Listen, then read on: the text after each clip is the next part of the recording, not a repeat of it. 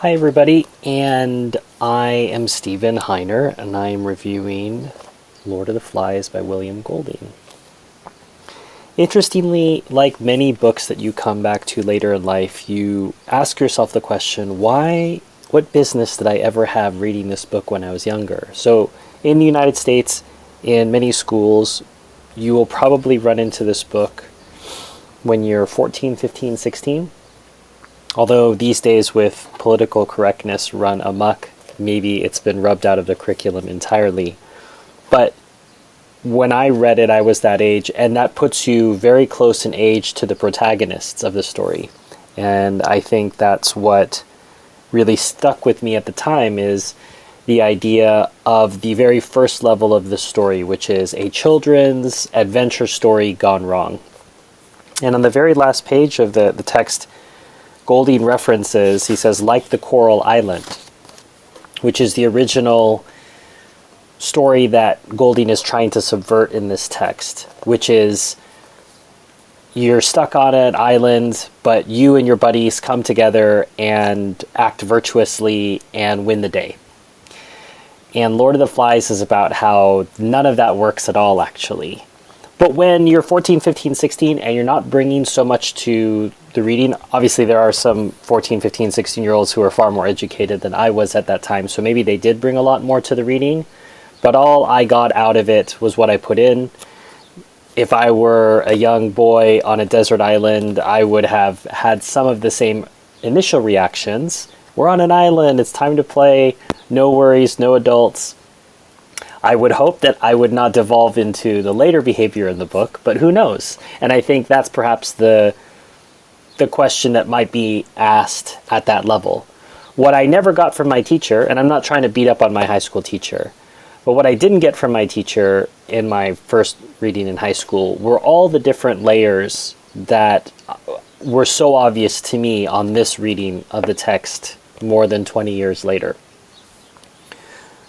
A secondary reading would be a dystopia set for children. So there's lots of dystopias out there, 1984, Brave New World, Animal Farm.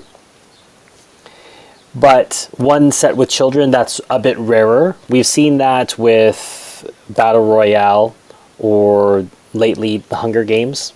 So there is a particularly disturbing idea when children are involved in a dystopia. So that's a second level.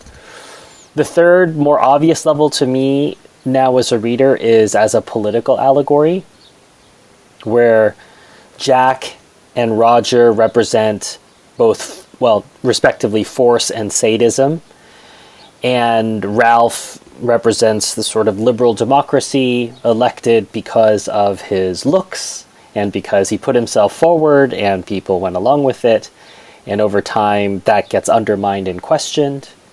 Piggy represents the intellectuals, the people who are asking thoughtful questions, are usually unpopular, maybe unattractive even. You have Simon, the spiritual part of the society, and somewhat of a prophet as well, somewhat set aside. We have some of those in our society as well. And then the little ones, the kids, represent the mob in general. And the story progresses from bright beginnings to dark ends.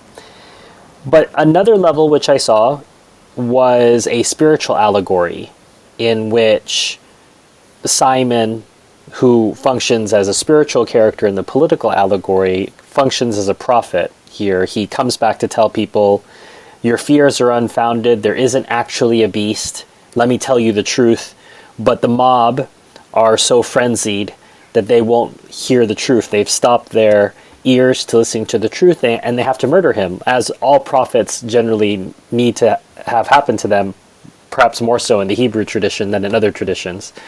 But it is true that people don't like to hear what they don't want to hear, and sometimes the only way that they can deal with such a message is to murder the messenger. The other parts of the theological allegory that are clear to me are the questioning that Piggy puts forward between Jack and Ralph is trying to reason his way. Slowly he becomes enlightened, and Jack cannot accept any reality in which he is not the boss, and so he takes on a very Luciferian aspect. I will not serve. If I can't win the game, I'm going to change the game. The book it's not long. It's just not a shade. It's about 225 pages in the standard trade paperback edition. It's a very popular edition. You can order online, brand new, for maybe $5 or $6. It's always nice when you can do that. It's almost probably the same price that you could get used. And it's long enough to develop the story, but it's also short enough to contain any loose threads. The story's tight.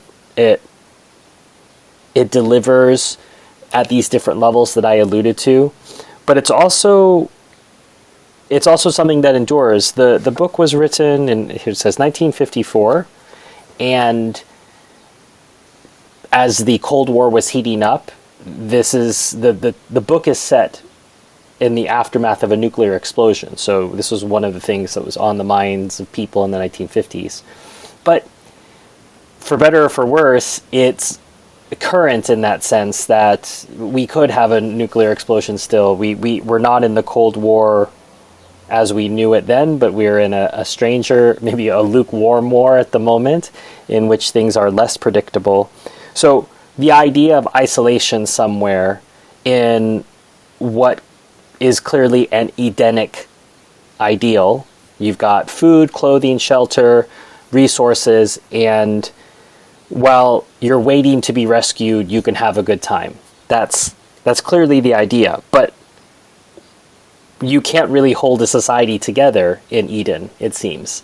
If you can just have the leisure to eat when you want, shower when you want, play when you want, hunt when you want, it's very hard to get people to focus on something outside of the everyday. And that's why people today are, say, hard on humanity with the idea of not being able to focus on a problem until we're right up against it.